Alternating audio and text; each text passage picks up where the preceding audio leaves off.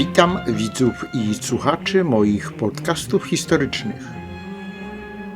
Czy możecie wyobrazić sobie oddział kawalerii, który nie jest nasz, nie mówi naszym językiem, ma swoje tradycje, swoje stroje, swój honor?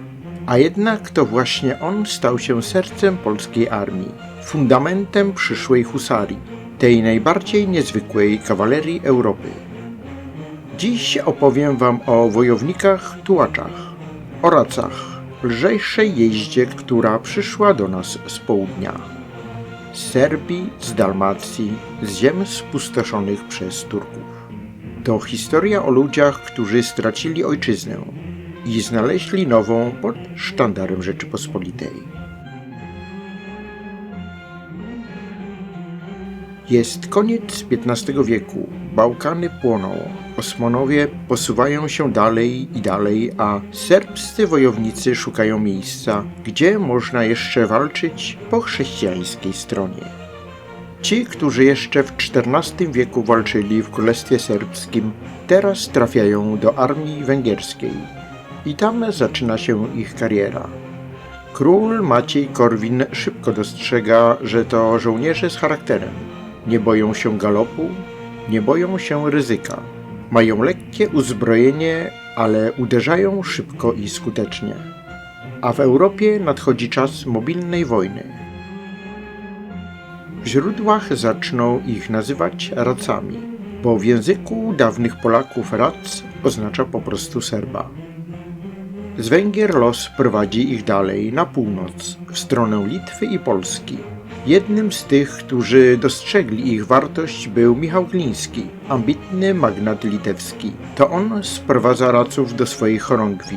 To oni stają się strażą pogranicza, szybkim orężem w wojnie z Moskwą i Tatarami. W Polsce zaś podskarbie Andrzej Kościelecki zaciąga pierwszy oddział w około 1500 roku. W Sejmie w 1503 roku daje tej formacji oficjalną rangę. Tak rodzą się chorągwie radzkie. Bo tak, husaria zaczyna się jako jazda radzka. Jeszcze bez skrzydeł, jeszcze bez złotej zbroi, ale z kopią i z dziką odwagą. Wyobraź sobie jeźdźca, nie w ciężkiej gotyckiej zbroi, nie jak kopiejnik europejskiego rycerstwa. Radz ma na sobie kaftan, czasem lekką zbroję, na głowie futrzaną czapkę lub prosty szyszak. U pasa węgierską szablę. Przy siodle łuk albo różnicę, jeszcze coś charakterystycznego. Wysoką drewnianą tarczę. Wypukłą ściętą z jednej strony, żeby w galopie lepiej widzieć pole walki. Koń nieduży, zwinny. Stworzony do szybkiego zwrotu, do szarży, do manewru.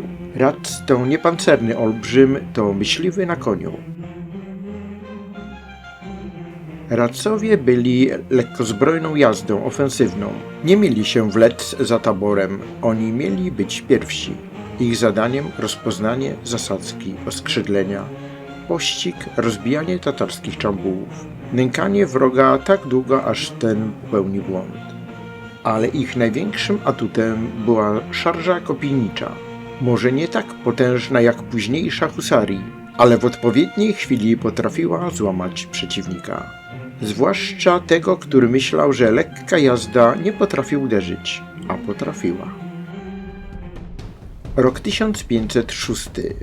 Pod Kleckiem wojska litewsko-polskie stają naprzeciw Tatarów. Dochodzi do starcia. Tatarzy, mistrzowie manewru, szybcy, nieuchwytni, ale tym razem trafiają na innych mistrzów mobilnej wojny, na radzów. Ich oskrzydlenie, pościg, odwaga robią różnicę.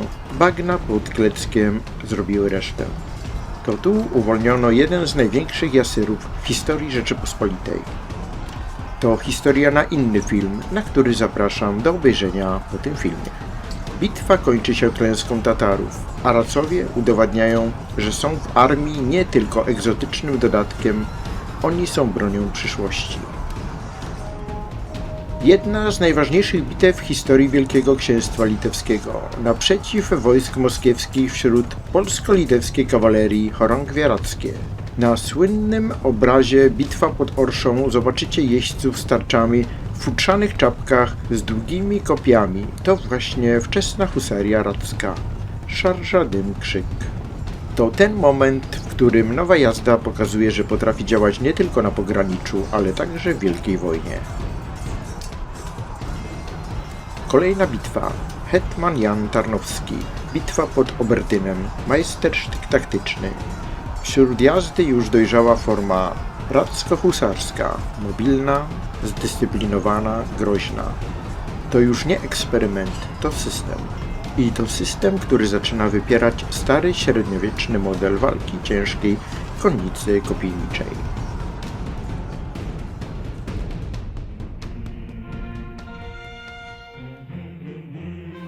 A teraz najważniejsze. Radcowie przyszli do Polski jako najemnicy, obcy z Bałkanów, mówiący innym językiem, noszący inny strój. Ale z czasem do formacji zaczynają wstępować Polacy i litewscy szlachcice. Przyjmują uzbrojenie, styl walki, etos. Radcowie stają się fundamentem polskiej husarii, tej już XVI i XVII-wiecznej, ze skrzydłami, ze zbroją, ze złotem, z legendą. I wtedy to, co przyszło z Bałkanów, staje się symbolem Rzeczypospolitej. Radców zapamiętano jako twardych ludzi. Bywali brutalni, bywali bezwzględni. Byli wojownikami granicy. Tam, gdzie życie liczyło się w sekundach. Ale byli też wierni, bo gdy już złożyli przysięgę, walczyli do końca. Dlaczego o nich zapomnieliśmy? Bo historię lubimy widzieć w uproszczeniu. Husaria polska od zawsze, a przecież jej korzenie są międzynarodowe. Tak jak Rzeczpospolita była państwem wielu narodów.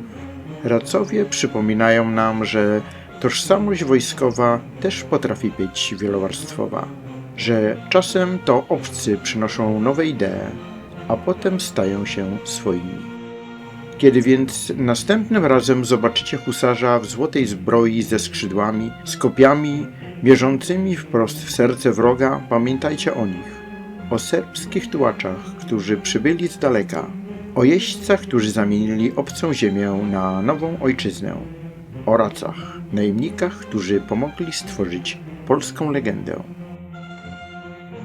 Dziękuję, że byliście ze mną. Jeśli chcecie więcej takich zapomnianych historii, zostawcie komentarz, podzielcie się swoimi wrażeniami. A my słyszymy się już w kolejnym odcinku.